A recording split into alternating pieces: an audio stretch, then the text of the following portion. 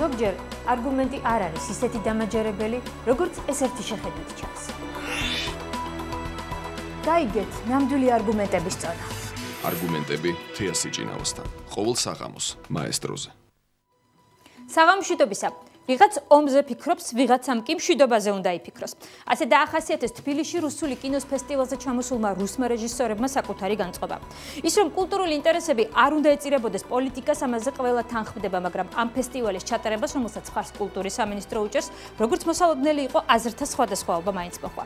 მაშინ როდესაც ხელისუფლების რიტორიკა რუსეთთან მიმართებაში არამეგობრულია, კულტურის სფეროს როგორც ჩანს ის ხელს არ უშლის. 4-დან 8 ნოემბრამდე 26 რუსული, მხატვრული, დოკუმენტური და ანიმაციური ფილმის ნახვის საშუალება გექნებათ. ფესტივალის საპატიო პრეზიდენტი ცნობილი რეჟისორი ელდარ რიაზანოვია. თბილისში კი მსჯელობენ იმაზე, რამდენად მიზანშეწონილია ქვეყანასთან საომარი ურთიერთობის ფონზე რუსული კულტურის პოპულარიზაცია. ამბობენ იმასაც, რომ ომის მიუხედავად კულტურას მსგავსი შეზღუდვები არ უნდა შეეხოს. კინოკრიტიკოსთა და ხელოვანთა ნაწილი ასეთი მიდგომით ცოტათი დაბნეულია. ისინი აცხადებენ, რომ ხელისუფლების არათანმიმდევრულობასთან ერთად პრობლემა რუსეთის მიმართ თავად ხალხის ჩამოუყალიბებელი და გაურკვეველი პოზიციაა. ცნობს თუ არა კულტურა მტრობის ენას და უნდა დავიწყოთ თუ არა შერიგება ხელოვნების ენით. კინომცოდნე თეა ხატიაშვილი და ჟურნალისტი ირაკლი კორძაია ერთმანეთის პირისპირ. მე ვარ თეა სიჭინავა და თქვენ უყურებთ თოქ-შოუ არგუმენტებს, სადაც განსხვავებული აზრის მქონე ადამიანები საკუთარ არგუმენტებს იცავენ.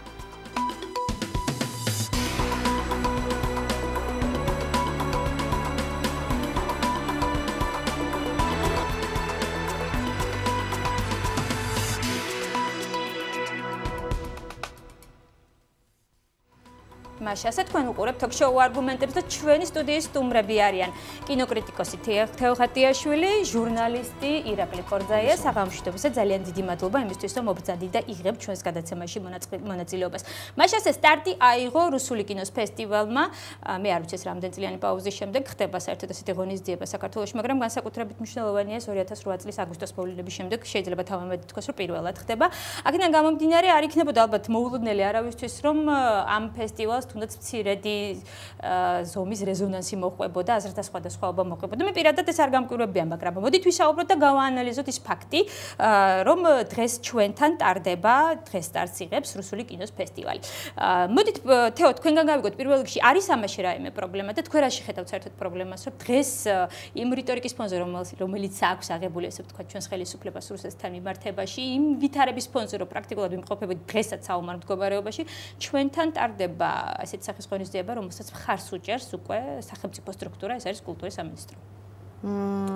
პრობლემა თითქოს ერთის მხრივ არანაირი არ არის. მე ვისურვებდი, რომ მსგავს ღონისძიებებს დაუჭიროს მხარი ხელისუფლებამ და კულტურის სამინისტრომ შესაბამისად ბევრ სხვა კინემატოგრაფიულ ქვეყნებთან დაკავშირებით, იგივე მეზობელ ქვეყნებთან დაკავშირებით, რომელთა შესახებ ასე არაფერი არ ვიცით. სანამ გამწვავებულა ურთიერთობა, სანამ საომარ მდგომარეობამდე მივსულვართ, სანამ ტანკები შემოსულან და მერე ვაივიში აგვიტეხია. პირიქით, კულტურა რა თქმა უნდა, ეს არის ყოველთვის ის ენა, რომელიც უპირისპირდება აგრესიის ენას, რომელიც უპირისპირდება ძალადობას და ასე შემდეგ, მაგრამ საკითხი ალბათ უნდა დაისვას ის ცოტა უფრო რეალისტურად. რამდენად ძალუძს დღეს მართლაც, თუნდაც აი ამ ფესტივალს, რამენაირი თუნდაც აი სულ პატარა ნაბიჯი გადადგას აი ამ ურთიერთობის დასარეგულირებლად, რასაც რუსეთ-საქართველოს შორის ძალიან გამწვავებული პოლიტიკა ქვია. რაც უნდა თავიდან აიცილონ კინემატოგრაფისტებმა თუ ორგანიზატორებმა და თქვან რომ ჩვენ მხოლოდ და მხოლოდ კინო გვაინტერესებს, კინოს ენაზე ვსაუბრობთ, კულტურა და პოლიტიკა არის განუყოფელი, მით უმეტეს აი ესეთ ფონზე, რასაკვირველია პოლიტიკური კონოტაციები თან სდევს აი ამ ფესტივალს, ხო? შესაბამისად აი ეს გარკვეული მე ვერ ვიტყოდი აღშფოთებას, მაინც ცოტა უკმაყოფილება, რომელიც გამოიწვია რაღაცა ნაწილში საზოგადოებისა.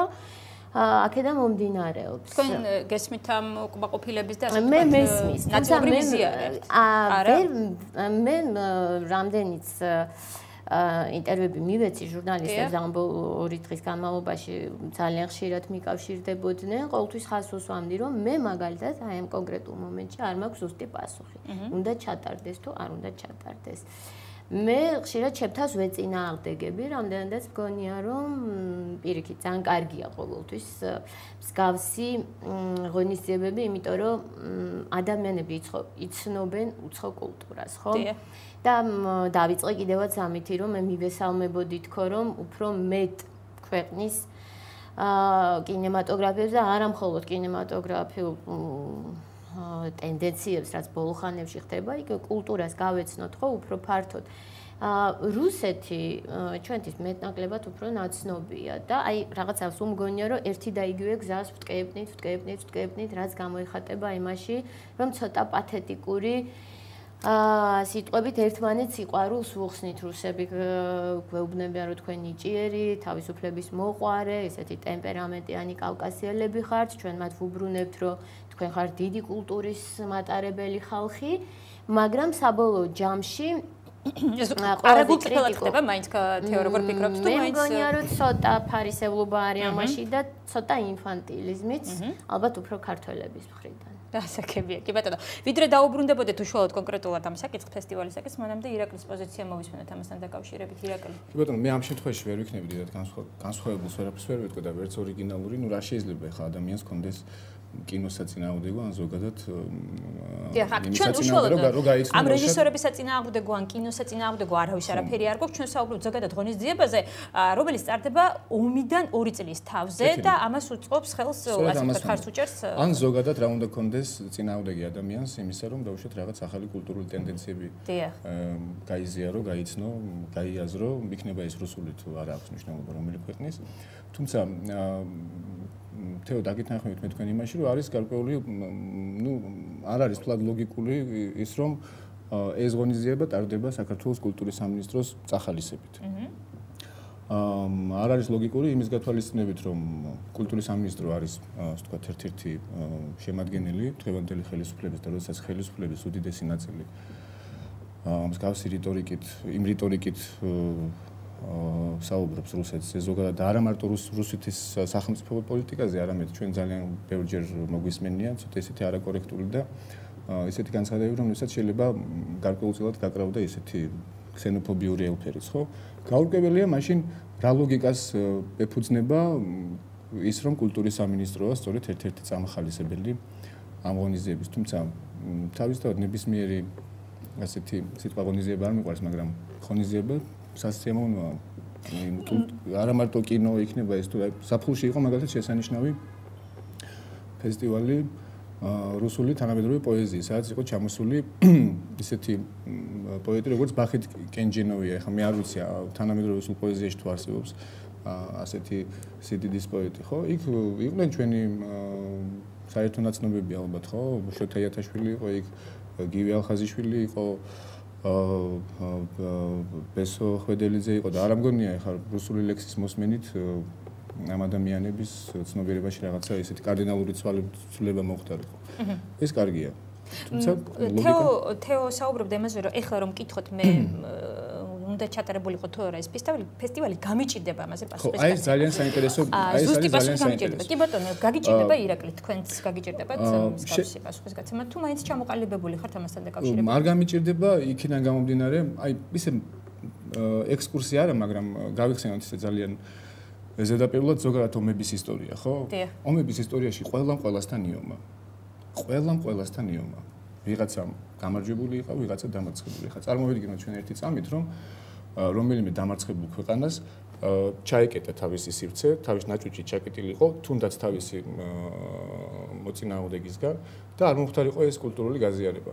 თუნდაც რაღაცა მცირედი, ნუ 20 წელი მე მგონი ისტორიისთვის არაფერი არის. აი ესეთ რაღაცები რომ ხდარიყო, ეხლა სად ვიქნებოდი ჩვენ წარმოვიდგინეთ. ჩვენ ეხლა 21 საუკუნეში კალენდარულად ალბათ ვიქნებოდით, მაგრამ ასე ვთქვათ, განვითარების თვალსაზრისით ალბათ ვიქნებოდით, ნუ საუკეთესო შემთხვევაში მე-17 საუკუნეში, ხო? უკაცრავად თუ შეიძლება ჩაგეჭრებით 2 წელი, მე მგონი ძალიან ცოტა ისტორიისთვის, თან მით უმეტეს თუ გავითვალისწინებთ, რომ ომის მდგომარეობა ფაქტიურად გრძელდება. გითხრათ აბსოლუტურად. და რუსეთის მთავრობა ჩვენი მტერი ამაშიც აპრიორი. ხო, ნუ არ მიყვარს ეს სიტყვები, ხა მტერი არის, მაგრამ ნუ სტუდიაში შევთანხმდებით და სტუდიის გარეთაც შევთანხმდებით თავისუფლად. მაბრაში ვერთანხმდებით ირაკლი.